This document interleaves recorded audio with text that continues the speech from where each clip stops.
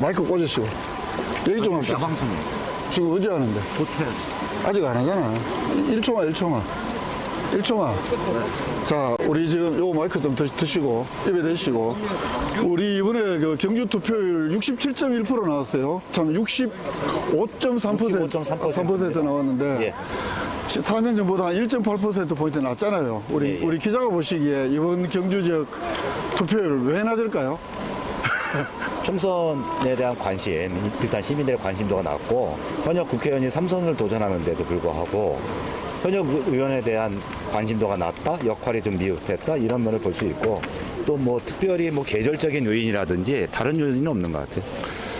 자, 약간 미흡하기도 하고. MBC하고 방송 공중파 3사 출구조사 나오는데 보면 65대 25 대 이 정도 나오는데, 나오죠. 어떻게 좀 대략 우리 취재하는 기자 입장에서 예상했던 수치예요, 어떻습니까? 당초 그 지역사회에서 예상할 때는, 기자들이 예상할 때는 김일년 후보가 그래도 20에서 25% 선전하지 않겠느냐 하는 시민의 여론이 있었고, 근데 실제로는 반영돼 안 된 거죠. 나와봐야 알겠지만 결과는 또 65%라는 거는 3자 대결로 봤을 때 최소한 국민의힘에서 65% 나와줘야 된다. 지난 선거에서는 6명이 나왔기 때문에 지난 선거에서 56%를 달성했단 말이죠. 김석기 후보께서. 이번에는 60에서 65%, 최고 70%까지 기대를 하고 있는데, 아마 그 근접한 수치가 출구조사에서 나왔던 것 같고, 민주당 같은 경우는 당초 예상은 30%를 넘을 거다 예상을 했는데, 그랬어요? 실제로는 그 정도는 안 나올 것 같아가지고 약간 좀 우려하는 분위기도 있고, 그러나 밤 11시까지 실제로 숨어있는 표, 어떤 사람이 진정 어떤 후보를 찍었는지는 알아봐야겠죠. 11시 이후가 돼야 정확한 건 알 수 있을 것 같습니다.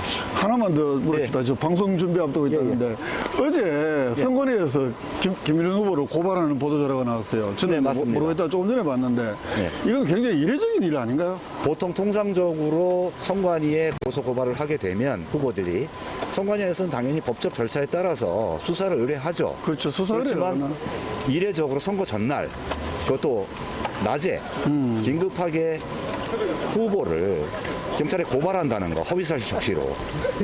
약간 제가 20년 동안 취재를 넘게 해보지만 약간 이례적인 것 같습니다. 저도 너무 갑작스러워서 나는 그게 김석기 후보가 김일현 후보를 고발한 거를 누가 기사를 썼나 했는데 그게 아니더라고. 고발의 주체가 선관위가. 근데 이거는 사실 통상적으로 볼 때는 잘 없는 일이지만 이례적인 일이지.